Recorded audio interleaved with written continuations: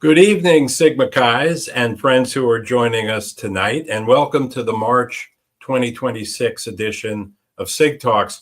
I'm Jim Cooper, Vice President of the New York City Area Alumni Chapter, and co-hosting with me this evening is Bruce Kastner, Order of Constantine Sig, and President Emeritus of the Washington Alumni Chapter.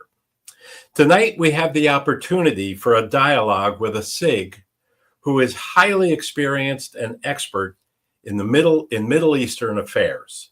There could not be a more timely Sig Talk than this. Brother Edward Skip Gnehm was born in Carrollton, Georgia. He attended the George Washington University, graduating with a bachelor's degree in international affairs in 1966 and a similar master's degree in 1968. From 1966 to 67, he attended the American University in Cairo, Egypt. Subsequent to graduation, Ambassador Gnehm worked for the United States Navy. Commencing in 1974, he started what would become a distinguished 36-year career in the United States Foreign Service. He was a member of the Senior Foreign Service and held the rank of Career Minister. Among more than a dozen assignments with the U.S. State Department and Department of Defense, Brother Gnehm's highly notable posts included being U.S. Ambassador to the Kingdom of Jordan, U.S. Ambassador to Australia, U.S. Ambassador to Kuwait, and Deputy Permanent Representative of the United States of America to the United Nations. Among numerous distinctions, Ambassador Gnehm received the Presidential Distinguished Service Award in the year 2000. In 2004, Secretary of State Colin Powell awarded Ambassador Gnehm the Secretary of State's Distinguished Service Award for his work in the Kingdom of Jordan. He also received two Presidential Meritorious Service Awards for his public service as Deputy Assistant Secretary of Defense and his service as Deputy Assistant Secretary of State. Additionally, Ambassador Gnehm has received two international decorations: the Kuwait Decoration Medallion Special Class from His Highness the Emir of Kuwait, and the Order of Ishkatala First Class from His Majesty the King of Jordan. Ambassador Gnehm joined the faculty of the Elliott School of International Affairs at the George Washington University in August 2004 as a visiting professor of international affairs. He was appointed to his position as Kuwait Professor of Gulf and Arabian Peninsula Affairs in August 2006. He also served as director of the Middle East Policy Forum. Ambassador Gnehm served 7 years as a member of the George Washington University Board of Trustees and was a member of the board's executive committee and chairman of the Student Affairs Committee. He was previously vice president of the George Washington Alumni Association. He retired from the Board of Trustees in 2022 and now holds the title of Professor Emeritus. As you might expect, Skip, as he is known, is a very highly regarded expert on the topic of Middle East geopolitics. There are numerous additional awards, distinctions, positions, accomplishments, and citations that could be elaborated upon in Brother Gnehm's background. However, with our limited time, we'd like to hear from the ambassador himself. So, Skip, welcome to Sig Talks, and thank you for being here. Thank you very much, Jim. It's a real pleasure to be on Sig Talks. I had heard about this before, but of course, this is my first opportunity to participate. And I certainly had a great experience as a Sigma Chi undergraduate at the Epsilon chapter, George Washington University, and still have friends today. We may have a chance to talk about that later, but it's a pleasure to be with you. And I look forward to talking about the issues that are going on right now, with one caveat. you need to understand, all of the viewers, that I'm not currently in government. I'm not therefore privy to classified information, but there is an awful lot public in the press and the media to be able to draw on. And having been in the situation of being in the know, if you say, it's not difficult to kind of parse things and see where we're at. So I'll just end with that and say I'm looking forward to a chance to talk with you all. Well, given your experience and expertise, we're definitely looking forward to your opinions and perspectives, given the caveat that you just mentioned. Now, let's dive into it. Skip, you were born and raised in the state of Georgia. What and whom were the key influencers on your formative years prior to college enrollment? Very good question. There were several people that meant a lot to me and influenced me. I'd begin with my scoutmaster, who was a retired Marine captain who'd been around the world. And therefore, there was a perspective of international affairs, even in the part of Georgia, which is a long, long way from those kinds of things. But he demonstrated a lot of just solid integrity. And also my pastor at the time at the Baptist church where I was a member, also a very, very strong influence. I would certainly have to say my mother, because she was a teacher of history and geography. And we often sat around the dinner table talking about events in the region, things that were going on. And then there was later, just in my high school days, the colonel who headed one of the Air Force units at the local Air Force base, in those days, Turner Air Force Base, had served in Saudi Arabia, used to go on camping trips. And around the campfire at night, he would tell tales about his experiences in the Middle East. And so all of those just sort of aimed me in the direction that I ended up. Well, it's always very interesting to hear what the building blocks are for someone who's had a great career, particularly in the Foreign Service. So in departing from your home state, you enrolled in the International Affairs program at George Washington University, a school located in our nation's capital. What motivated you to take that academic and geographic direction? Well, I can tell you that my high school friends said, "Why are you going to that Yankee City?"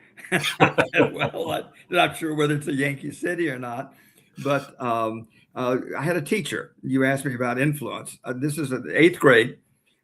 She asked me what I wanted to be when I grew up, and I said something like archaeologist or pastor or preacher or whatever. And she said, "Well, you ever thought of the Foreign Service?" And I said, I didn't have a clue what that was. And she says, "Oh, you ambassador, you live overseas, you deal with people, and you travel a lot." And I thought, wow, that sounds interesting. And she said, "You ought to go to George Washington University.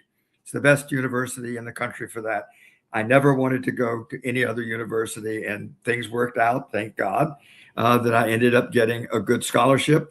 And off I went from that little town in Southwest Georgia to that Yankee City, Washington, D.C. So you had that objective, as someone who was pretty young still. Let's just touch for a minute on how Sigma Chi fit into the picture for you as an undergraduate at George Washington. What was it about our fraternity that drew you to seek membership once you became a student? Well, my membership as a brother in Sigma Chi was very important throughout my 4 years. When I arrived and my father dropped me off on the curb, I didn't know another student in that university. And so obviously you start making friends with those that you're around in your dormitory. And it was during that first few weeks with the rush that I started going around. I met the Sigma Chi's. I liked them very, very much. I wanted to be a part of a brotherhood, to have friends and persons with whom I could interact and feel a part of. And I was very impressed with the integrity and the principles that I heard mentioned to me during Rush. And in the course of that, I met a couple of, well, more than that, about 4 or 5 of us who were going around together. We all decided to pledge Sigma Chi. And we became close friends throughout our undergraduate. And with one of them, which I would talk about if you want me to go into it, became a steadfast friend until the day he died, which was just a couple of years ago.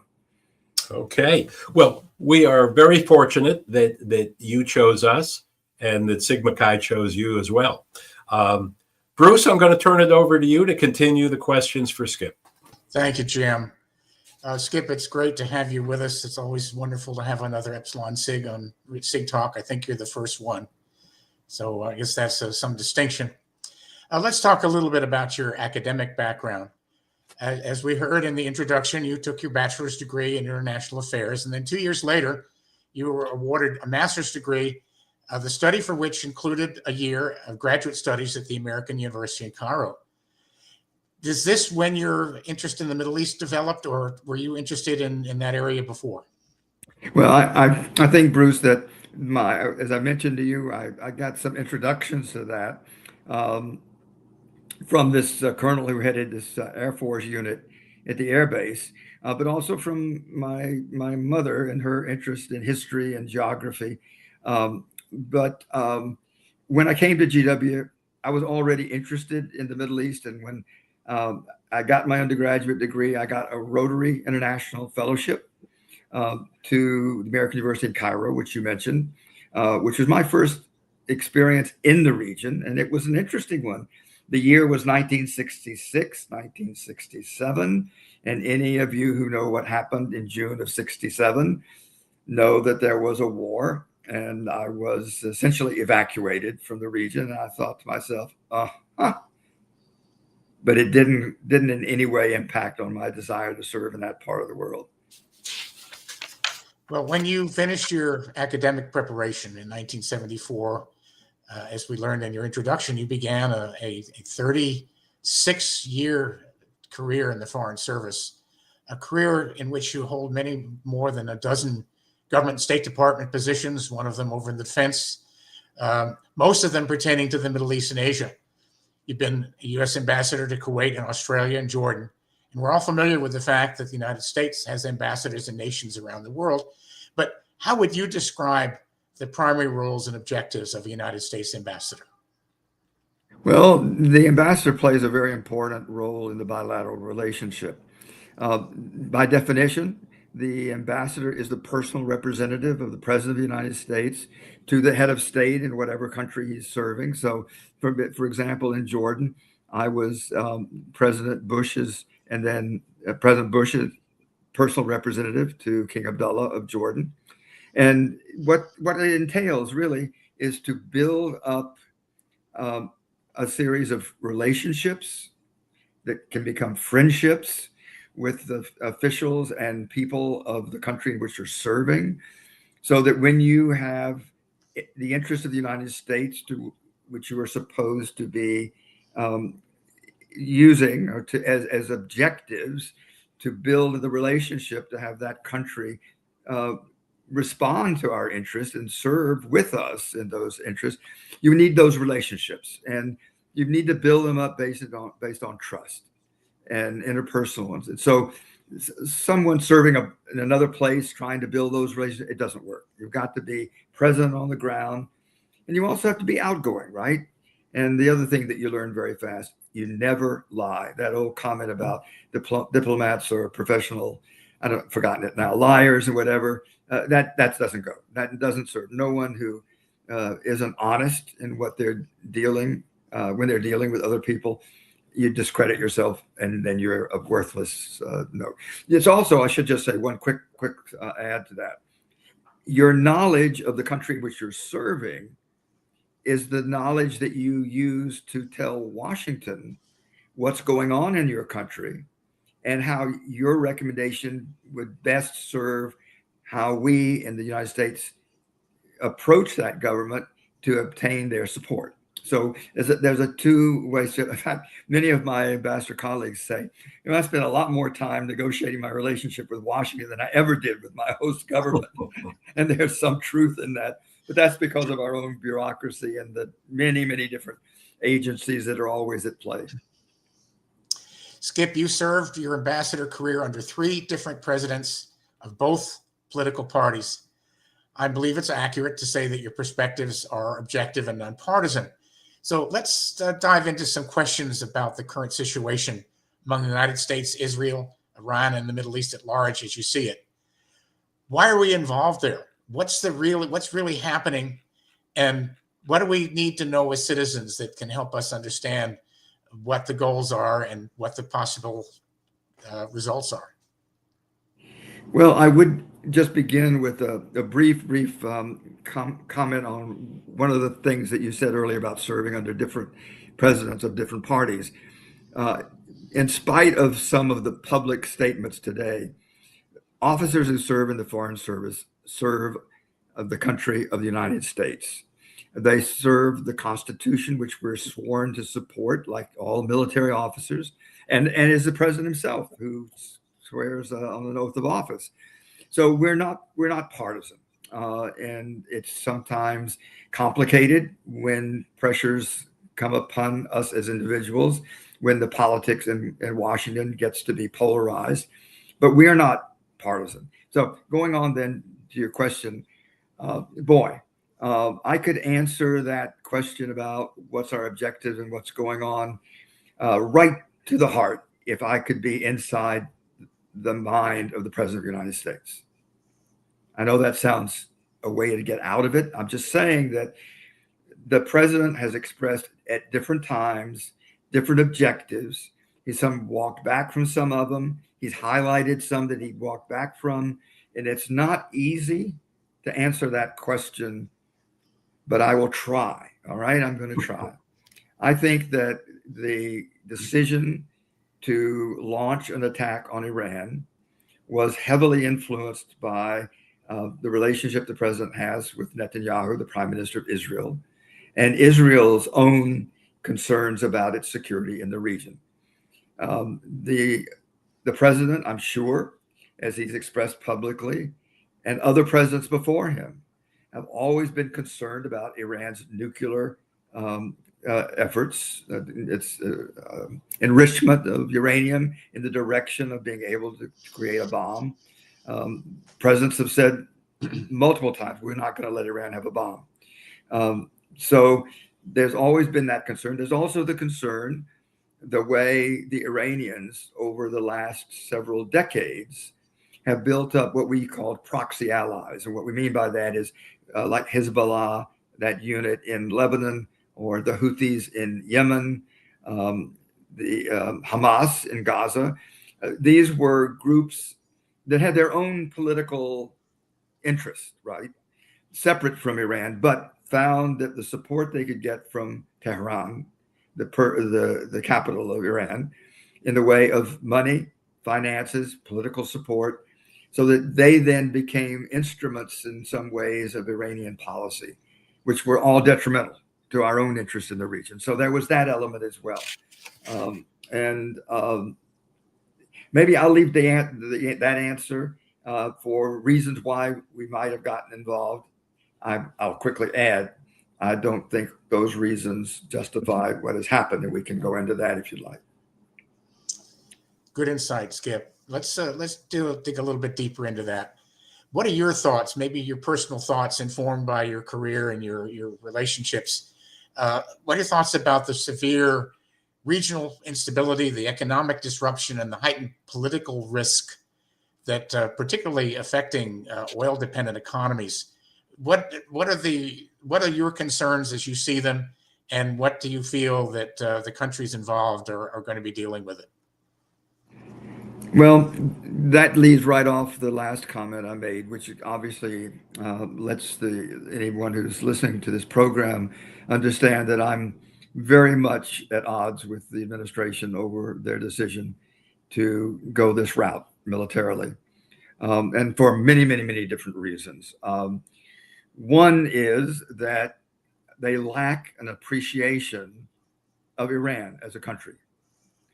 Just to elaborate very briefly on that, Iran is a country that's very proud. People are extremely proud of their culture, of their history. If you talk to an Iranian, they'll bring up Cyrus and Darius and the empire of the Persians, because this is their heritage, even to this day. And they are well organized as a country. That's one of the reasons why we're not seeing a collapse of the government. They have the kind of broad bureaucracy in all the ministries that we in the United States have that can carry on if something happens to the minister, and does carry on.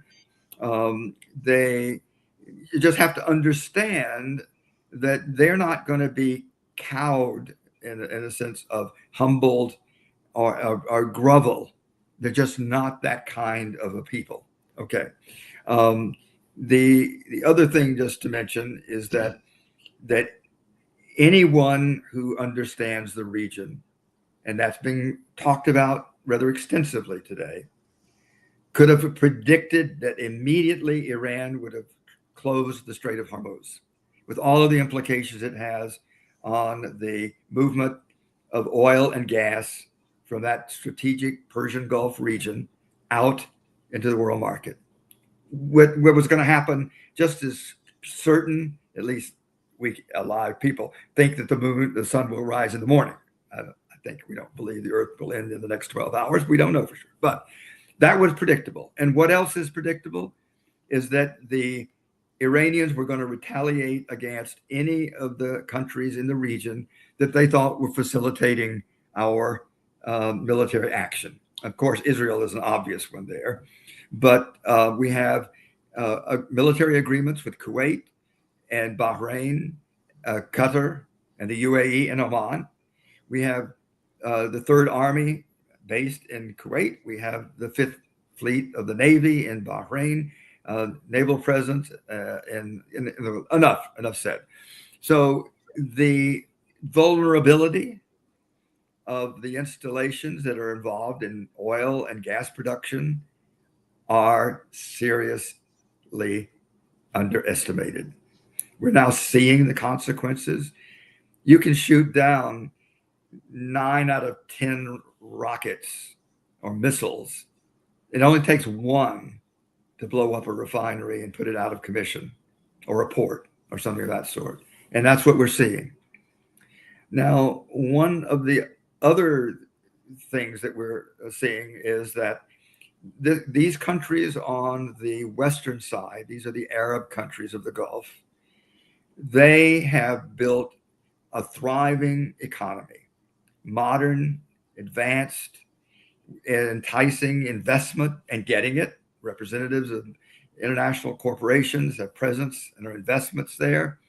And the very fact that they are now drawn into this fighting raises the whole issue of whether those countries are still places where one can invest and one can see an economic future. I believe it will all recover, but I'm just pointing it out as one of the consequences. And then, if you'll forgive me for talking a little bit long on this question, I want to raise something that you don't read about, and that is water. What do I mean by water? I'm talking about desalination plants. It appears that one of the desalination plants in Iran, in the northeast corner of the Persian Gulf, was hit. Now, I don't know how much damage, but I did report that water to the population in that region had been curtailed dramatically. If the Iranians decide to bomb the desalination plants in the Arab countries, you're talking about a humanitarian disaster. Example, there is no potable water in the state of Kuwait. There are 5+ million people living in that country. If the desalination plant can't produce water, there's no water for anyone to drink. You go one step further. The major desalination plant in the eastern province of Saudi Arabia provides water for the entire, mostly all the water for the entire eastern province, and 30% of the water needed for the capital of Riyadh. You know how many people live in Riyadh? 7.1 million people live there. If they lose 30% of their water, where are these people going to go? What's going to happen? And I could have gone on with the United Arab Emirates, where desal is very important. I'm just trying to point out that there's a vulnerability, and this could get even worse if it isn't resolved rather quickly. both because of the impact on the global market economy due to the lack of oil and gas, but also the lack of movement of goods, the cost of transportation, everything else going up. We know that about the price of gasoline at our pumps, which goes up and down, but it's certainly up. So let me stop there. But there are extraordinary vulnerabilities for the people who live in that region. Well, that was the question that you were asked, and you've answered it fully. Please err on the side of detail and engage your inner professor, because these are things that we don't often hear that we need to know about. I don't think the question of the water supply has been anywhere discussed in media that normal people would access. So we appreciate that. Let's go back to the Strait of Hormuz for a minute. How do you think the Strait of Hormuz closure is going to be resolved? Not easily, not easily at all. I was the ambassador, as you mentioned earlier, to Kuwait when the Iraqis, at least I was headed to Kuwait when the Iraqis invaded, and I went in with the troops. And one of the big issues was the Iranian mining in the Gulf and closing of the Strait of Hormuz, which led us into a situation very similar to now, where ultimately we convoyed ships and we actually attacked then naval ships in Bandar Abbas, the Iranian port. When they threatened these small boats coming out, we blew them out of the water. Look, it is very easy today with the use of drones to do far more damage and maintain that kind of deterrence. I'm using that word, unfortunately, maybe the wrong way, but deterring ships from going through with using drones, which are very inexpensive, can target ships, and companies are not going to run the gamut. You can't escort tankers through that narrow, 50-mile wide strait and be sure that there aren't going to be drones sent out from somewhere along the coast. Now, there's talk, right? There's talk. The president is deploying a couple of thousand of the 82nd Airborne Division, purportedly. That's in the news today. He's also deployed 2 MEUs, Marine Expeditionary Units, forces, MEFs, to the region, which there's conjecture about their being deployed on land. That will be a disaster. I do not look forward to that. There are different things being talked about, scattering them along the coast so they can stop things. But Iran can shoot missiles and drones from several hundred miles from the inner part of the country, not just from the coast.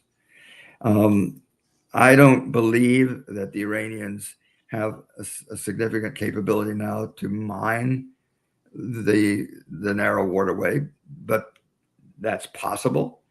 And it's just not, you're not going to, deploying forces is not going to work. In fact, it's likely to lead to more American deaths, which I hope never happens. And it's not going to give confidence to ship owners or governments to send their ships through a strait that can't be almost entirely guaranteed to be safe. And I don't see how we can do that. Yeah, well, not to mention the insurance carriers as well, with Lloyd's and London. Good point. Very good point. With it as well. Skip, we've been told that the alternative to this military action is a fully nuclearized, weaponized Iran. What are your thoughts about that? And can you also add, what is your sense of Iran's current nuclear capability status? Well, this has been debated, and again, I guess I'm tainted just a little bit about the way things were misinterpreted. Prior to our invasion of Iraq in 2003, we were always talking about the Saddam Hussein was building a nuclear weapon and the chemical and biological weapons and whatever, and discovered there wasn't anything for different reasons. I won't go into that because we don't have time, but the focus here is on Iran. The Iranians had a very sophisticated enrichment process, by the way, which we allowed them to do in the negotiations that Bill Burns led earlier, that led to the agreement among nations for Iran's refinement, at least at the lower levels, right? We weren't interested in the upper ones, which could be easily refined into weapon grades. A lot of that was devastated and destroyed in last year's Israeli-American attack on sites. What we don't know, or at least wasn't said then, was said then and has said since, we know they had a fairly large stockpile of uranium enriched at upper levels, and we don't know what happened to them. Some say it's buried in the ground underneath the rubble, and others say they got them out ahead of time. We don't know for a fact. We know that the previous Ayatollah said that he would never allow a nuclear bomb because it was against his religion. I don't think we placed an awful lot of merit in that sort of a statement, because you wouldn't go down that road. And it was a question of whether we could control their capabilities. And that earlier agreement that we had provide for a lot of the International Atomic Energy Agency's inspection. So we were more privy to what was going on a real-time basis. And when Trump in his first term canceled it, we lost that capability and that information. But I would just want to add this. You can destroy the reactors, you can destroy the various pieces of equipment, even the storage sites, but the expertise that Iranian scientists have in this nuclear area is still there, and it's developable. They can develop it again in time. You can't. The only way you're going to avoid that happening is to reach an understanding that the Iranians will accept, that has inspections, that restricts the level to which they can refine the uranium. That's the only way we're going to be reasonably sure that they're not going to go into the nuclear weaponry. Thanks, Skip. Jim, back to you. Thanks, Bruce. Skip, let me just comment at this point. Really appreciate the candidness of your opinions and perspectives that you're giving us tonight. And I think we're getting insights from you that we would just never really get from the media or our politicians. So I think it's been great so far. You've mentioned Israel a couple of times in the talk. What's your perspective on Israel's objectives with regard to their military actions, and how do these either align or differ from the goals of the United States? Oh, that's a politically laden question. So sorry. I will be honest about it, because again, my experience for many years in the region, in the Foreign Service, in my jobs both at Defense and at State, I had responsibility for our relationship with Israel. I negotiated the status of forces agreement with Israel. So I don't want anyone to misunderstand where I am politically about the right for the state of Israel to exist as a Jewish state. I do. It's there. But the politics in Israel has shifted dramatically over the last few years, moving far to the right. And you only need to listen to what some of the ministers are saying about things. But it is true that the Israelis have correctly understood that Iran was a threat to them, to their existence, because they said that. Iranians said that. And the Iranians were using these proxies that I mentioned to attack Israel. So there's no question that they should be concerned about Iran. But where the interests diverge, I'm glad you used that word, because I think there is a divergence, is that the Israelis would like to devastate Iran to the point of driving it back centuries, where we would not want to drive the country like that, because we would like this is just sort of a longer range view, to have an Iran back in the family of nations, rule of law, understanding things, and having its oil production onto the market, have the Iran being a market for U.S. goods and vice versa. So we have problems with a radical Islamic government that's sort of been very, very hostile to America since the hostage situation in the 70s. But we would not want, in fact, let me give you just one quick example. The Israelis hit the Iranian South Pars natural gas zone field. That really upset us. We were not intending for any of Iranian fields and various petroleum and gas installations to be destroyed, because our view was that two things will happen. One is we won't get them back on the market, even if we won everything else we wanted. And secondly, they're going to retaliate against the same installations that I mentioned earlier in the Arab side, which is not in our interest.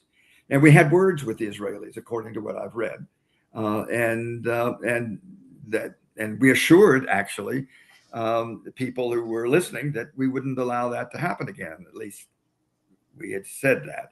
I don't know that we can actually control what the Israelis do, but Netanyahu and others in the Israeli government have got to take seriously the president when he calls and says, "I'm really that upsets me no end. Please, I don't want to see that happen because of the consequences." So there would be divergences, particularly as they move both in Lebanon today in a dramatic way, and they continue to involve themselves in the domestic situation inside Syria.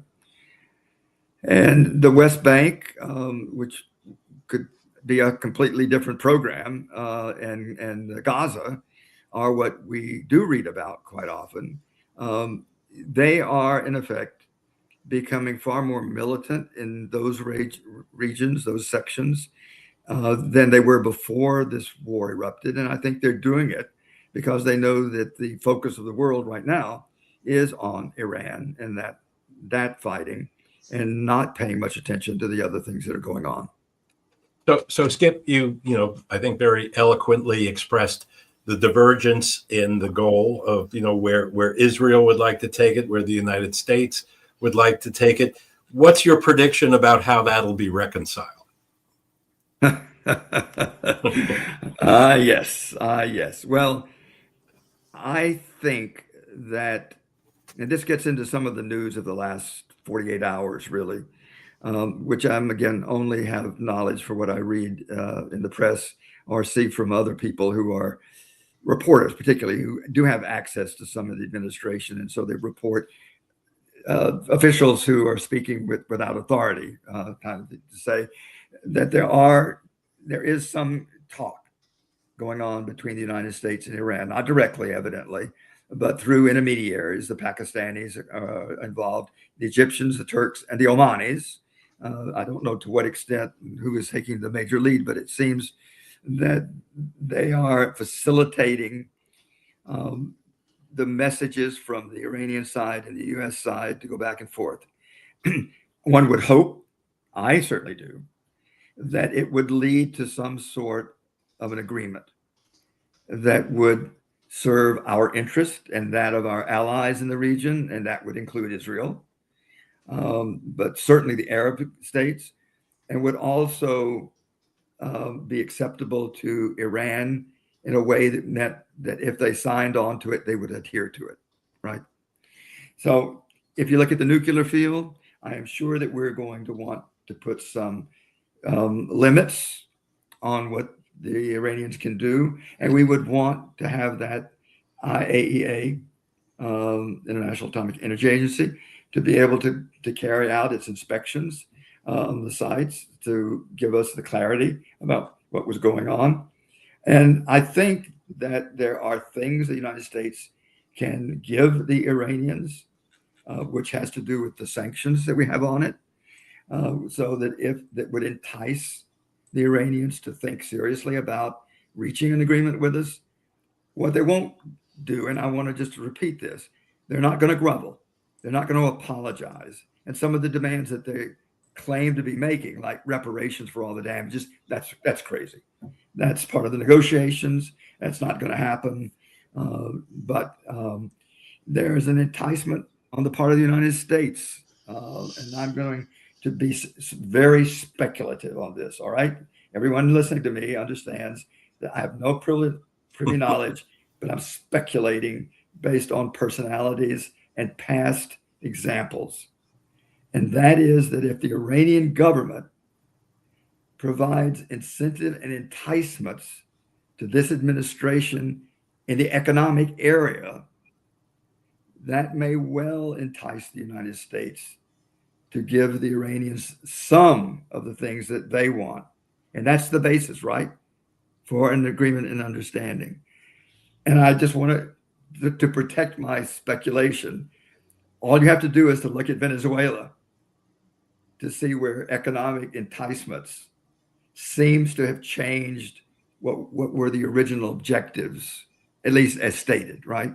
So I know that as a fact. I only have seen a bit of other people writing about this as possibilities, but there is a basis. There is a way to reach an agreement that would lead to a cessation of hostilities on both sides.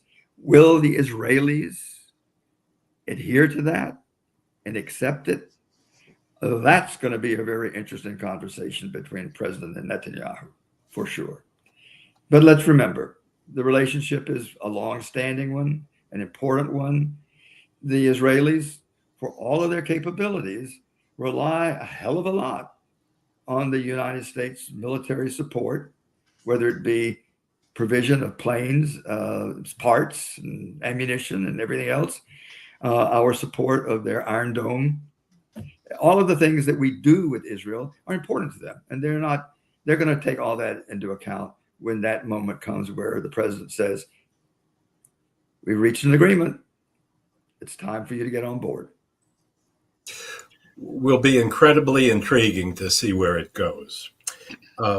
Let's spend a few minutes hearing your thoughts on regime change, a term that we've heard a lot around what's going on right now. What do you think? What's your prediction about the type of government that will prevail in Iran when the warfare ceases? So I shouldn't use profanity, but I'm going to in this case. The thought of regime change and making that an objective was bullshit from A1. First of all, the Iranian government, as I said earlier, is very, very well organized and ensconced. You can take out the head as we did, and you can take out the other key officials as we have done, but you're not. This is not a decapitation like taking out Gaddafi in Libya, where there was really nobody else, or for that matter, in Afghanistan, same sort of thing, or Saddam Hussein. That's a better example, isn't it? Where there was no structure except with the one that he controlled. You have to remember, and it's important, that the Islamic Revolutionary Guard is a dominant force in the country. Not only does it have the military capability and the weaponry, but the organizational structure throughout the country to control things. And it does control more than just what I just described. It is into all the economic structure in the country. Partial ownership of factories, controlling trade, controlling the virtually every decision, and they are benefiting hugely from that. Are they going to give it up? Not likely. Not likely. So one thing I said, it gets toward the answer to your question. Well, we know the Iranian people don't like the regime, and I am in the school that would agree that the large part of the population doesn't like the regime and would like a different government. Okay. There are, however, a lot of people in the country who do support the religious figures and the Islamic and support the Revolutionary Guard. Right. So when is there going to be probably a change in the government structure. I'll tell you, watch for when the Republican Guard units out in the country, forget the Capitol, but out in the country, are suddenly being confronted by citizens in the street, and they refuse to use force to put it down.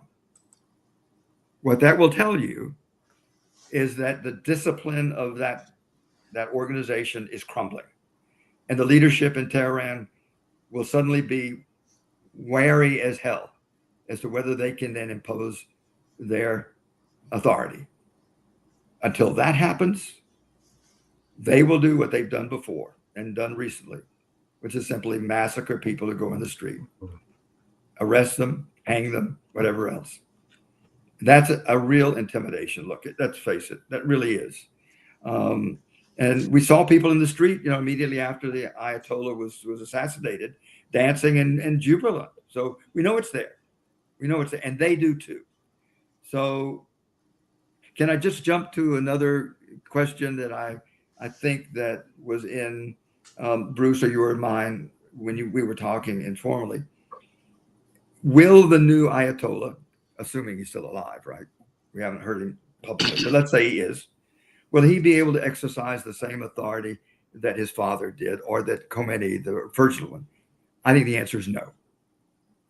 His getting the job is completely dependent on those organizations that I discussed, having supported him and picked him. He's at their mercy to stay on. He does not have the religious credentials that the first Ayatollah had, or even his father, who didn't have the very best credentials.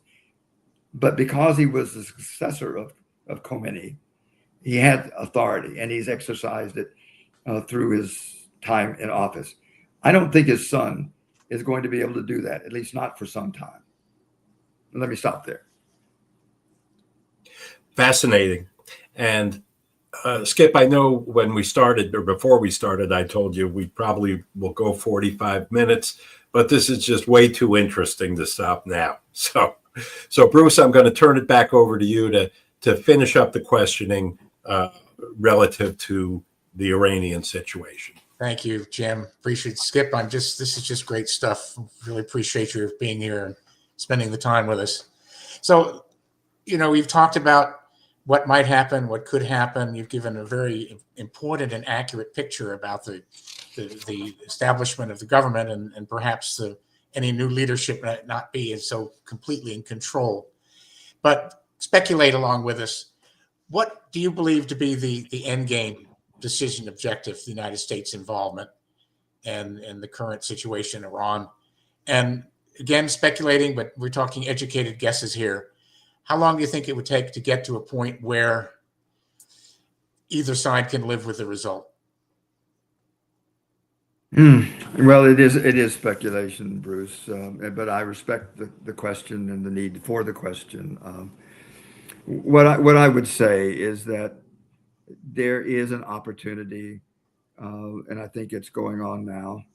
I'm not sure it's as far along as the president has said publicly, and it's certainly not as bad as the Iranians have said publicly. They're doing all that for their own national interest, the status with their own people, both our president with Americans and their presidents with the Iranians. But there appears to be serious discussion, and some of the things I sketched out earlier are reasonable basis for expecting that things could work out. But I don't know for sure. And I said this earlier, the president has in his own mind what it is that is there. You can't dismiss at this point the deployment of multiple thousands of Marines. These are not going to stay, I don't think, on a ship. But where are they going to go? What's it for? Is this talk about negotiating and talks with the Iranians, a camouflage for gaining time until those forces get there? I don't know the answer to that question. Are they just being sent there as a deterrent or as a threat to the Iranians? to warn them that it could be worse than it is now if they don't agree. That's possible. Not off base. It's expensive as hell, but that's also a possibility. So the one thing though that your question does call for some comment is, even if the bombing, let's say a ceasefire was announced right now, Israel accepted it, we accepted it, they accepted it, and there were no more rockets flying in any direction, no mines being laid in it, it is going to take quite a lot of time before things come back to any normalcy. The Qataris have already said that their LNG plant was severely damaged. I think one minister said it could be up to 3 to 5 years before it could be back online. So we're talking about, shortages that are not going to just go away just because we announced a ceasefire. As you mentioned, some of you in the questioning, and certainly the attacks. Let me go back. The attacks that our Arab allies have suffered, I'm going to just use the word, and the inability for the United States to stop those things from happening, even though we did a huge percentage of it, leaves them now in the future to think about their own security and their relationship with the United States. And this is going to require a great deal of diplomacy, I would say, to mend the feelings and relationships, to build back confidences in those countries. Now, each of them is different. Each of them have their own interest. Kuwait is much more of a mind to have American forces there. They suffered an invasion. They've never been extremely happy with having Iran on their border, though they can't sail away with their oil. But having the U.S. there has been important, even if they're now being attacked. So I think that the relationship, I can't help but just mention one other thing, and forgive me for this, but the president spent quite a lot of time dissing the Europeans. He claimed at one point that the EU, the European Union, was our biggest enemy. And then here, when the straits are closed, he calls on them to come and help open it. And then when they don't, says that you're just worthless again. He didn't build the kind of relationship with them to be able to ask for what he asked for. Anyway, I just leave it at that. This is a much, much bigger problem, our presence in the world. We haven't even discussed it, and I don't think there's any amount of time for this.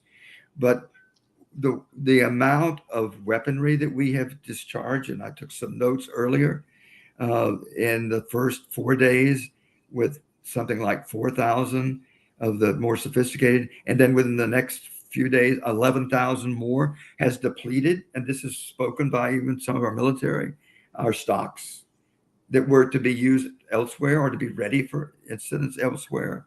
If you're sitting in China, if you're sitting in Russia, you're calculating what that means for us, our relationship with them and what they need to be concerned about. Again, I realize that's a whole new dimension, but it is a consequence of us launching the military action with the Israelis that we've done. Thank you, Skip. As our time together comes to an end, we'd like to take you back to talk to ask you a couple of questions and hear more about your experience in Sigma Chi. And Jim's going to pick that up. Yeah, let's take a deep breath. Skip, I mean, what you've been talking about, I think it leaves me and probably most of our audience, understanding that nothing is certain about what's going to happen, and we just don't know what the result will be in terms of the value and the assessment of it for the United States. But yeah, let's come back to you a little bit and Sigma Chi as well. You won a teaching award at George Washington University for being someone who was a superior educator of students in international affairs. Uh, what was it about your teaching style that you feel, was such a positive thing to have earned that reward? And kind of what's your secret sauce when it comes to educating students in this area that you love so much? I could start by telling you the stories I told. Some of which you've heard tonight, but there were lots of others that were really quite good. But I think to answer your question, to be honest, that the students having an exposure to a practitioner, someone who had been in the field, who knew how things operated out there and spoke candidly about it, was important. I would also just say, to take your question, to just mention, I think one of the really important qualities in life for a diplomat and for a professor is humility. You have to understand that whatever title you have, whatever position you hold, that's important, gives you authority, gives you resources behind you. But in the end, the way you exercise those supports or that authority and power, it's very important to maintain your humility and remember who you are.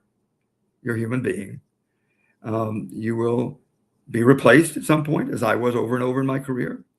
For, again, going back to your teaching, I just tried to instill on my students the fact that you need to try to get as much information about the incidents that you're focused on as you possibly can, which means listening to people that you don't agree with and don't think you will agree with, to listen to people that you do agree with, challenge what, be willing to challenge what you're hearing, and ultimately don't become an element of polarization. Realize that there are reasons why people have the views they have. It's not entirely wrong. You may disagree with them. That's okay. But maintaining relationships, I think, is ultimately important for our country. And I do grieve where we are in that regard. Great lessons learned, and thanks for imparting those to us. I just have two more questions for you tonight. And we really appreciate the thoroughness and the time you've given. What advice would you have for young Sigma Chi's who may be watching this Sig Talk and who will watch it in terms of the recording of it? In the event that they have an interest to get a career started in the Foreign Service, what does it take to get there? It takes perseverance. It takes perseverance because there's a long process through an application, a written exam, oral exams, security clearance, medical clearance, and the way government unfortunately operates. It takes a while for the application from the beginning to the end to get through, and that's frustrating. But I wanted just to say this, that at a time, if you're an undergraduate or even in high school and you're thinking about a career in the Foreign Service, I would tell you, go for it, man, woman, go. Don't let the current situation influence you by saying, well, look at what they did to all of these officers. They fired them, or they're not hiring, or whatever it is. Things are constantly changing. That may be a fair analysis of 2015 into 16, but that doesn't mean it's going to be accurate in 2018, 19, and 20. When I joined the Foreign Service, as you talked about earlier, the first 10, 15 years of my career were serving from the bottom into the middle grades and finally to the top. You work your way up and you have experiences, and that's what makes you valuable. So I would say that it's an exciting career. There's no question about it. I mean, I haven't had anywhere near the time to tell you the kind of things that I've lived through, which I put my students through, by the way. That's one of the beauties of the occupation. You travel a lot, you meet a lot of people, You have a chance to influence things. You can touch lives, and hopefully positively, throughout your career. And I would just be awfully encouraging. The United States needs good people in all of its agencies, not just State Department, but it certainly needs good, young, talented Americans who are interested in serving abroad, learning languages, sensitive to culture, to represent us abroad and to represent abroad back to Washington, as I said earlier. Well, thanks for that inspiration. And it's, I'm sure it's something that requires a tremendous amount of dedication and hard work for those, as you say, who, really want to go for it. And finally, if you could just give us 2 or 3 things in reflection of your Sigma Chi background and your Sigma Chi experiences, how those impacted your personal and professional life. Well, I think the first thing I would say was that I found our initiation a very meaningful experience. And the message that is in it, and I'll leave it at that, of course, is vitally important in understanding what life is all about. I would also tell you that the friendships that I made there and kept through many, many years were extremely valuable to me, and pointed out from that experience how important it was to build up relationships and friendships and keep them. I'm going to take this moment, Jim, to tell you that my closest brother in the fraternity, who became my roommate for several years, went on to become a senator from Wyoming, Mike Enzi, and became a significant Sig the same year that I did. We were brothers through lots of things. And I can tell you that when I was going up before the Senate for confirmation hearings, he and a couple of other Sigma Chi's appeared at every one of those hearings to speak on my behalf. And that was decades after I'd graduated and gone on. It's a lasting brotherhood, isn't it? And that's important. Skip, thank you so much for one of the best Sig Talks I think we've ever had. And as I said before, certainly timely. Bruce, I'm going to turn it over to you for a final word. Well, I think it speaks for itself. Skip, known you since I was a freshman, and I'm so proud of our friendship and our relationship in the fraternity. And the information that you shared with us tonight, and the educated detail into which you went to do it, are going to make an impression on our audience for a very long time. So personally, and as your Sigma Chi brother, and as somebody that's heavily invested in the Sig Talk program, thanks much for being with us, and hopefully get to see you soon. God willing. Good night, everybody. We'll see you next month.